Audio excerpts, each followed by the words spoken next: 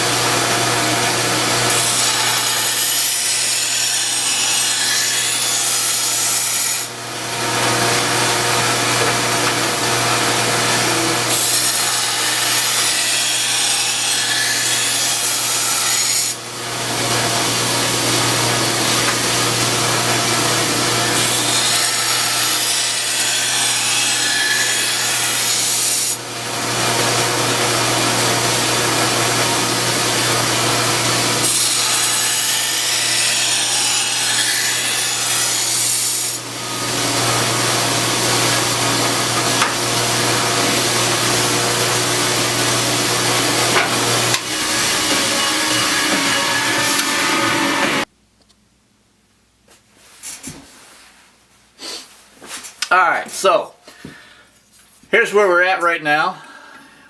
So you can see gradually just kind of creeping up the blade here. So what's that's doing here is causing the blade thickness to taper down, and what you want to have here when you get done is have it's going to start at the top. It's going to be pretty much its normal thickness. It's going to taper off down to infinity basically. You just want that to kind of blend away into nothing, and that's going to make that thing super sharp and glide through your fruits and vegetables, whatever you decide that you're going to be cutting up on here.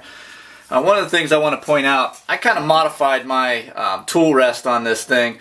I didn't like the way the Grizzly one, number one, is rounded off on the corners, and it's not very long. And what I found is, especially with the rounded off corner on this end, as I'm coming down through here, I was slipping off because of that rounded corner.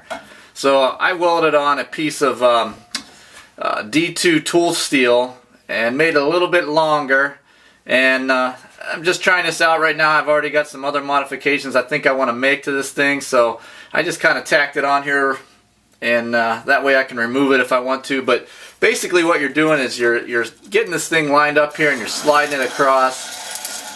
And you want to be careful that, you know, there is a slight gap here so that you're not eating up your belts with your tool rest. But if this thing were to get down into between there, it could cause all kinds of problems, get away from you, fly out.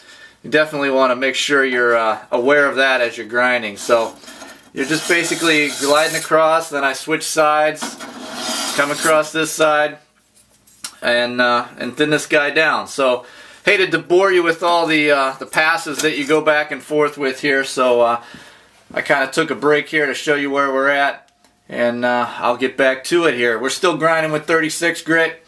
Once I get it down a little bit thinner than where it's at right now, it's about the size of a dime right now, maybe a little less, then I'll switch to a 60 grit and then down to an 80 grit, and then I'll figure out probably going to acid etch this one. This is the little one that I showed you a little while ago that I noticed when I watched the film you couldn't actually see it.